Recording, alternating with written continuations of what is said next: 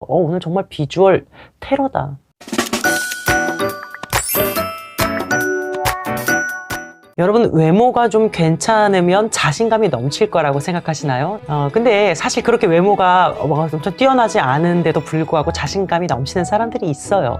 물론 그 자신감 넘치는 사람들도요, 100% 자기 외모에 만족하는 건 아닙니다. 불만족을 느끼죠. 근데 그 정도가 심각하지 않다는 거예요. 우리나라가 특히나 외모지상주의가 심각하잖아요. 특별히 여자에게 더 혹독하죠.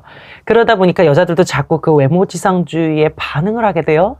뭔가 일이 뜻대로 풀리지 않으면은 외모 탓을 하기도 합니다. 난 치아가 고르지 않아서 활짝 웃지를 못해요. 나는 몸매가 별로여가지고 오늘 모임에 나갈 수가 없어요. 애인이 안 생기는 것도 외모 탓, 취업이 안 되는 것도 외모 탓, 친구 못 사귀는 것도 외모 탓. 그러면 그런 사람들은 다 직장생활 못하고 다 친구 없어야 되는데 그렇지 않거든요. 외모라는 말 속에는 많은 것들이 내포됩니다.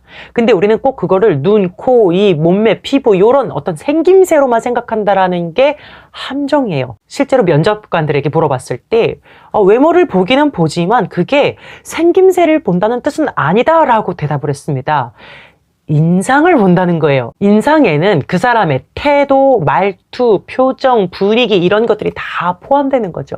그건요, 성형수술이나 다이어트로 만들어낼 수 있는 게 아닙니다.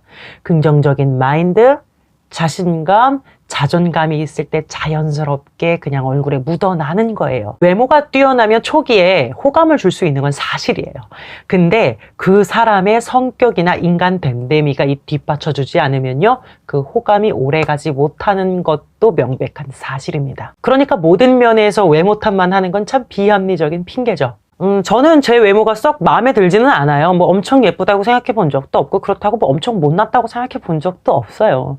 저도 뭐 남들이 가지고 있는 컴플렉스 한두 가지 정도 그냥 뭐 가지고 있고, 그냥 그렇게 끌어안고 사는 거죠. 어쩌겠어요. 그게 나인 걸. 그걸 반드시 막 심적으로 막 극복해서 아무렇지 않아져야 하는 막 그런 것도 아니고, 그렇다고 해서 외적으로 막 반드시 뜯어 고쳐야 하는 뭐 그런 건 더더욱이 아니죠. 그냥 나 그 부분이 별로야.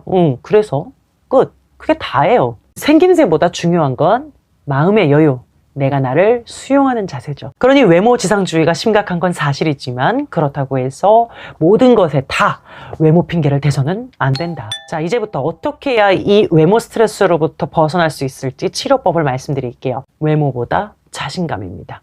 자신감이나 자존감이 낮을수록 타인에게 인정을 받으려고 안간힘을 쓰거든요. 왜냐면 내 안에는 나를 사랑할 수 있는 힘이 없어요. 그래서 외부에서 그걸 받으려고 애쓰는 거예요. 평생 타인의 시선과 평가에 신경을 쓰면서 타인의 인정에만 매달리게 되는 거죠. 여러분, 외모를 가꾸는 건 필요한 일이고요. 나쁘지 않습니다. 하지만 이 내면의 문제를 싹 다 모른 척하고 오직 외모만 가꾸면서 정체성을 확립하려고 한다? 자신감을 얻으려고 한다? 이거는요, 오히려 반대로 정체성은 위협을 받게 되고 자신감은 점점 더 떨어지게 됩니다. 다이어트 했더니 자신감이 생겼다, 성형수술을 했더니 자신감이 생겼다라고 말하는 사람들이 있는데, 그럼 그 사람들은 뭔가? 그 사람들은요, 외모 말고도 다른 부분에서 어느 정도 자신감을 가지고 있었던 걸 겁니다. 능력이나 학업적으로 자신감 있고 대인관계도 원만했을 거예요. 그런 경우에는 성형수술이나 다이어트가 자신감을 주는데 도움이 돼요. 하지만 외모 외에 다른 부분에도 전반적으로 다 자신감이 없는 사람은요, 이 외모만 바뀌었다고 해서 갑자기 자신감이 생기지 않습니다. 오히려 다이어트를 하면 할수록, 성형을 하면 할수록 자존감이 더 떨어져요. 아, 내가 이제 이런 것까지 해야 되는구나 하면서 말이죠, 자괴감을 느껴요. 그러니까 외모보다 자신감을 키우는 게 우선이라는 거예요. 그러면 어떻게 해야 자신감을 키울 수 있을까요? 먼저는 성취 경험을 많이 쌓아야 돼요. 아무리 작은 일이라도 자꾸자꾸 내가 무엇을 성취하는 경험을 쌓게 되면, 아, 내가 쓸모있는 사람이네, 나도 뭔가를 할 수 있는 사람이야 라고 느끼게 되거든요. 또 대인관계가 원만하면 자신감에 도움이 됩니다. 누군가와 친밀한 관계를 맺게 되면 알 수 없는 힘이 나와요. 이 세상에 내 편이 있다라고 생각하면 굉장히 든든하고 알 수 없는 자신감을 얻게 되는 거거든요. 그 다음 세 번째로, 외모 핑계를 대지 않고 진짜 내 문제를 개선해야 됩니다. 우리는 종종 이 외모 탓을 하면서 내 진짜 문제를 외면해버리는 경우가 많아요. 내가 매력적인 사람으로 비춰지지 않는 것은 비단 외모 때문이 아니라 어떻게 웃어야 할지, 어떻게 대화해야 할지, 표정, 말투, 질투 등등 다양한 원인이 있는 거예요. 다음번에 올릴 영상이 자신감 있는 의사소통과 낯가림 극복하기인데요. 거기서도 다시 한번 말씀드릴게요. 그 영상 꼭 참고해 주세요. 생김새를 가꾸는 게 전부가 아니라 표정과 인상을 좋게 하는 것이 훨씬 더 중요한 부분이고요. 그게 되려면 내면의 문제가 해결돼야 해요. 내가 외모 핑계를 대면서 정말로 외면하고 있는 나의 진짜 문제는 무엇인지 생각해 보시고 부딪혀야 됩니다. 저도 거울을 볼 때마다 깜짝깜짝 놀라요. 제가 거울을 잘 안 보는 편인데 지나가다가 이렇게 가끔 비춰질 때 있잖아요. 그러면 갑자기 놀래요. 오늘 정말 비주얼 테러다. 이런 생각을 하면서 지나가거든요. 근데요, 그 상태 그대로 메이크업 안 하고 머리 안 빗고 잠옷바람으로 그냥 밖에 나가서 볼일 다 봅니다. 하나도 안 창피해요. 근데 같이 다니는 사람들은 좀 창피하다고는 하더라고요. 근데 솔직히 말해서 저는요, 스스로 외모랑 상관없이 괜찮은 점이 많은 사람이라고 생각하기 때문에 굳이 뭐 꼴이 그래도 주눅 들지 않고 그냥 나가는 거예요. 근데 반대로 자기 개발은 하나도 안 하고 나의 무능력함과 대인관계 문제를 다 외모 탓으로만 여기면서 날 왜 이렇게 나은 거야?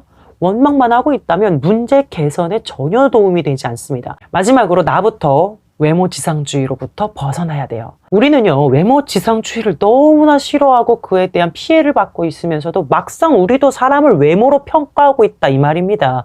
피해자면서 가해자인 거죠. 사회가 변화되려면 먼저는 우리 개개인이 변화되는 것이 순서예요. 물론 나 하나 변한다고 해서 온 세상이 변하지 않을 수 있어요.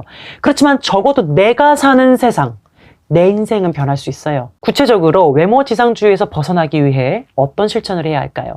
사람을 만났을 때 괜히 인사말 한답시고 외모 트집을 잡지 않는 겁니다. 친구가 성형이나 다이어트를 했을 때 예뻐졌다고 막 부러워하면서 부추기지 않는 겁니다. 가족들과 텔레비전을 보면서 연예인이 나왔을 때 외모 평가하고 지적하지 않는 겁니다. 버스나 지하철에 앉아서 사람들을 보면서 외모 평가하지 않는 겁니다. 포토샵으로 다 꾸며진 그런 모델들의 사진을 보면서 나하고 비교하지 않는 겁니다. 못생기거나 뚱뚱한 사람을 폄하하는 그런 코미디 프로그램들을 보면서 불편한 감정을 갖고 그걸 표출하는 겁니다. 그리고 타인에게 가볍게 호감을 표현하고 싶을 때는 외모를 가지고 칭찬하지 마시고 그 사람 자체가 가지고 있는 그 긍정적인 부분에 대해서 칭찬을 해야 합니다. 예전에 어떤 학생이 저한테 메일을 보냈는데 자기가 우울증으로 고통스러워서 병원에 가가지고 상담을 하다가 막 울었대요. 그때 의사 선생님이 이런 말을 했대요.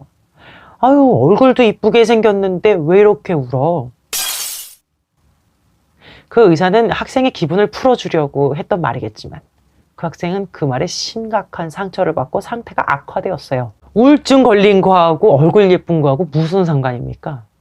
얼굴 예쁘면 우울할 일이 없는 건가요? 얼굴 예쁘다는 칭찬이 무조건 상대방을 기분 좋게 하는 건 아닙니다. 그러니까 외모에 대한 평가는 긍정적이든 부정적이든 굉장히 조심스러운 부분이에요. 누구나 100% 자기 외모에 만족하지 않습니다. 외모 고쳐보려는 시도 나쁘지 않습니다. 문제는 그러한 콤플렉스로 인해서 매우 자주 기분이 나쁘고 먹을 때마다 스트레스 받고 출근길마다 스트레스 받고 사람 만날 때마다 위축되는 그런 수준, 즉 한마디로 일상의 즐거움을 잃어버리고 있는 수준이라면 그건 문제라는 거예요. 실천사항 꼭 참고하셔서 나아지시기를 바라겠습니다.